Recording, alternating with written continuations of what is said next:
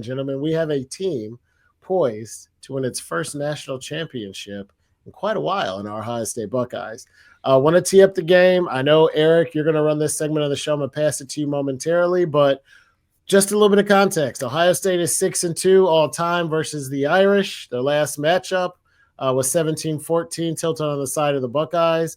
This is one of those rivalries to me that even though they don't play that often, it's Midwestern teams. It feels like two Big Ten teams. It's probably the two most premier brands in college football, with all due respect to Alabama and Texas. Ohio State's D, Notre Dame's run game. Let's get into it. Let's get some picks up there. Let's talk about what we think the Bucs are going to do this Monday. 7, 6, 11, 5, 9 and 20 miles today, 4, 11, 17, 32 the day before. Boot, boot, boot, boot, moving up and down again. There's no discharge in the war. Don't look at what's in front of you. Boot, boot, boot, boot, moving up and down again. Men go mad with watching them. There's no discharge in the war. If your eyes drop, they will get the top of you. Boot, boot, boot, boot, moving up and down again. There's no discharge in the war. Try to think of something different. Oh, my God, people going lunatic. Moving up and down again. There's no discharge in the war.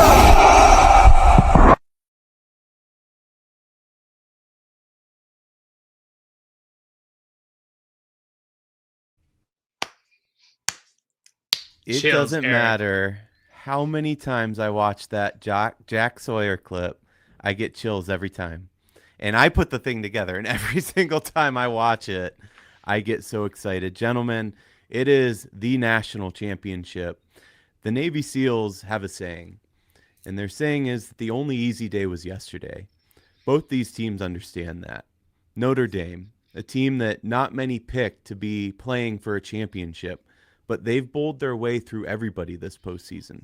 Indiana, Georgia, Penn State, check, check, and check. The only easy day was yesterday.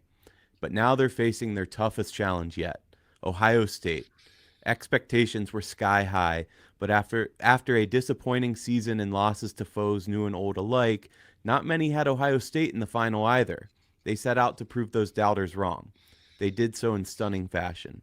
Tennessee, Oregon, Texas, the only easy day was yesterday. And now, two perennials face off to lift the college football playoff championship trophy. Only one's going to reign supreme, and both prepare to do battle Monday night in Atlanta, where the only easy day was yesterday. Noah, it's Notre Dame, it's Ohio State. Who do you got? Listen, man, this was a tough one. I am the residential Notre Dame fan here at the office. They have had a hell of a run in the playoffs. Ohio State alum at coach, near and dear. Love everything they got going on over there. But I got to stay tried and true. I got to stay with the Buckeyes, man. Ohio State, like John said, is 6-2 in history against the Irish. The last matchup, 17-14, Buckeyes win. Ohio State's defense looks amazing. Notre Dame's run game is going to be swallowed by Jack Sawyer. Riley Leonard stinks. Give me the Buckeyes. I love that take, man. I was just thinking back over it, and you guys correct me if I'm wrong, but I give you guys shit for being homers and saying stuff like the Browns are going to win 14 games. So I got to be honest and come correct. 14 games, but go on. I said 14 games. Yeah, Anyway. thank you, Noah. I was like, hey, one of the two of you absolutely did. I'm not going to make you say who it was. But no, the point is I got to come correct on my opposite takes, right? I try not to be a homer, but I am definitely a hater of certain teams. I'm a Notre Dame hater. I hate them almost as much as Michigan. it's a thing that goes back to being a kid and then being on every week, and then they sucked forever. And every weekend at 3, we had to watch them on NBC, and they're holier than thou. Oh, Jim Tressel sold gold pants. You guys are off. And I'm like, yeah, like Notre Dame doesn't cheat too, but NILs here. I digress. I do not like the Fighting Irish. I like them more than I used to because of their head coach. He's an ex-Buckeye, Marcus Freeman. I'm sort of kind of rooting for him, even though I'm not rooting for his team. I don't know how that works, but I won't be rooting for either this Monday. And I got the Buckeyes rolling in this game. I have picked against the Irish every step of the way in these playoffs. I'm picking against them again today. I think it's just too much. The honest take that I have on the Buckeyes is I was getting Ryan Day shits the bed vibes in the first half of the Texas game when we ran some awful plays right into the back of the offensive line. We couldn't throw the ball downfield. We were getting – they were bracket covering our best receivers, so we had some issues with that. And I was like, oh, my God, we're going to lose this the same way we lost to Michigan.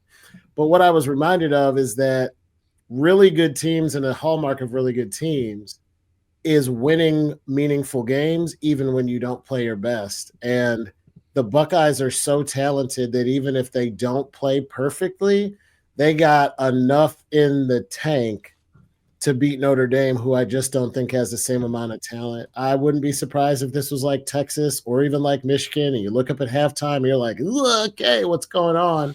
And then somehow we're won by 2 touchdowns because of a great second half performance. But give me the Bucks. If I had to bet it, I think I would take them to cover the 8, but I think that's actually a really good line. I got Buckeyes by something like 10. But I can't wait for some football on Monday. This is the biggest game we've had in a long time. I am beyond excited. And I want to make a quick point because you're absolutely right. The only team that can beat the Buckeyes are the Buckeyes. And it's funny that you say that because I had the same nervousness about Texas as well, but we never trailed in that game. It was either we were either up by a touchdown or tied. It was tied a lot, but we never trailed. Even when they're driving at the end, that was for them to tie it. So as worried as I was and as many penalties as we had, we were still kind of in firm control there. You could say, yeah, okay, one Travion Henderson touchdown run at the end of a half. If that doesn't happen, we're not there. But those things do happen, and we're a big play explosive team. I go back and forth. I'm with you. I do not like Notre Dame. I don't get the love. I don't get Ohio State fans that say they're my second team. I don't get any of it. I'm not a fan at all. Rudy sucks. It's one of the worst football movies ever made. I'm not a fan. I do love Marcus Freeman. I think he is an excellent head coach. I think that what he has done with that program, Brian Kelly left Notre Dame because he thought that he had reached the ceiling of Notre Dame football. What he didn't realize, what he still probably doesn't realize, is that he had reached his own ceiling, not the ceiling of Notre Dame football. Marcus Freeman has this as a special squad of kids. They're playing for each other. They're playing for their coach. They're talented, but they're not Ohio State talented. And I know people that aren't Buckeye fans, I'm sure they're sick of hearing me talk about it and saying things like this because we are ridiculous in our takes. We're one of the best football programs in history. The wins will show it. We're 2 behind a team I won't mention in all-time wins in college football. There's a reason we have expectations at The Ohio State University. That said, I don't have this close. Notre Dame has played man coverage all year. They can't do that against us. They sure and if they switch to a zone, which they're not very good at, I don't know how they're going to get pressure to the quarterback. The only chance they have in winning this game is getting to Howard. If they don't do that, and the only way they can do that is by playing man, and you have guys like Jeremiah Smith that's going to be smoking you down the sidelines, I just don't know how they stay in this game. I'm not worried defensively at all for us. Jeremiah Love is one hell of a player, don't get me wrong. He doesn't scare me. I think we match up better against Notre Dame than we did against Texas. They're similar teams. I don't know. Call me crazy. It is the Natty, but I got 42-17 Buckeyes. This is Wow. this is like our last national championship where everybody said it's going to be close. Oregon's going to win. You guys are crazy. The speed. 42-17 Buckeyes. And a reminder that I had the Buckeyes by 50 against Tennessee, and I wasn't too far off from that take. This is not a crazy homer take. This is me trusting in this team. I think we're going to play a very clean game. I think we're going to have one hell of a coached game. All the tricks are being pulled out here. We're going to see some vintage Chip Kelly. I think it's over by halftime. I hope you're right, man. Just as the Buckeye fan that I am, I hope you're right. I think this game is going to be similar to the Texas game in vibes. Maybe we pull ahead a little bit, sooner than we did. Don't need a Jack Sawyer, big Ohio kid moment like we did in the Texas game to really light the fire again and keep that train rolling into the end of the game. But I do think this is going to be closer than, what did you say, 42-17? 42-17. But I do think that the Buckeyes are going to win. I think the spread is a reliable spread here. Kind of like John said, you said like 10 points, I believe. I'm excited for this game. It's the first time I've been excited for a national championship in quite a while. I've been bought in on these college football playoffs with or without the Buckeyes being a part of it, just because it's new and it's fresh and it's unique. I'm really excited for Monday, guys. I think you guys both are too. Eric, I think you're coming over to watch again, right? I am. My only disappointment in Monday is that once again our boy John is ditching us. That said, at this point, because he wasn't there for Texas, if he would have came back, he's screwing up the juju all over the place. So I don't know what I want anyway in that regard. But no, I'm beyond excited. There is always that nervousness because, listen, I'm calling a blowout, but there's a reason that they play these games. Whether we won on paper or not, that's for the media and pundits like us to decide. Maybe we have. But there's a reason that they go out onto that football field because nothing is locked in. Nothing is a for sure. Nothing's guaranteed. But the reason I kind of think that the reason I think it's going to be close, because, Ohio State has the firepower to blow them out. But for the reasons you just said, I got to give credit where credit's due, even though I hate Notre Dame. They're well coached. They beat, Penn State and Georgia, two teams I thought they would have lost to because they were well coached and well prepared. To your point, Eric, they play a lot of man, but if they figure out how to zone blitz, not only might they get quite pressure on the quarterback with a beat-up offensive line, but Howard will throw some picks. We've seen it throughout the season. We saw it against Oregon, I believe. We saw it in a few games Texas, where if he gets some looks he's not ready for, he could throw a pick, and it only takes a turnover or two, especially in your own side of the 50, to look up at what you thought was, going to be 42-17. It cost us 2 and gives them 1. And now all of a sudden it's, 17-14 at halftime, and we're going shoulda, woulda, coulda. It was the same woulda, couldas we had with penalties against Texas. We had 3 drives where I firmly believe that had we just stayed on schedule with the chains, we go down the field, we score, it's 21-0, Texas is scrambling, and it's over. And then we throw punches, and then we do stupid shit and jump off and false start and yada, yada, yada. And instead of 3rd and 4, it's 3rd and 17. And even for a team as talented as Ohio State, there aren't a lot of plays in the playbook to pick up 3rd and 20. So I expect Notre Dame to show up well prepared, to know that they're outmanned in terms of talent, and to be ready to throw some looks at our offense that they're not prepared for to try to confuse them and keep it close. I don't think it'll work at the end of the day. But that's the only reason I didn't think blowout. With 2 weeks to prepare for Ohio State, I think Freeman is going to have that team real ready. Here's the thing, though. Mike Tyson said, everybody has a plan until you're punched in the mouth. And I think that's what happens. I think we come out and punch them in the mouth. That's great to have a plan. It's great to say, hey, we're going to run zone blitz and get to Howard, until our offensive line, which I want to throw that narrative out of the window, by the way, because this line, it was a patchwork throughout the season, but these guys have earned their stripes at this point. They've earned those Buckeye leaves on their helmets. They've done a hell of a job protecting him, giving him time. I get what you're saying. You pressure him a bit. You show him things that he hasn't seen. He crumbles a little bit. I keep seeing that Notre Dame secondary is better than Texas. I don't know that they'll show the schemes that they were running and the different looks that they were giving him and then backing out of. That was more of like a pro style defensive set that you would see more. I mean, they were showing blitz and then backing out. They were really hiding their coverages and what they were going to do there. I don't know that Notre Dame's going to do that as Yeah. well or better than Texas. I really don't think they will. Um, And no, I know I you don't wanted know, to jump guys. into one quick note on that O line. You're 100% righty. No discredit to the guys we have. Ohio State is a next man up program. They've played admirably. I just mean, check my math on this. There are 3 offensive linemen hurt for Ohio State, all of which are projected first or second round picks. And our center was the best offensive lineman in America, finalist favorite before he got hurt or something like that.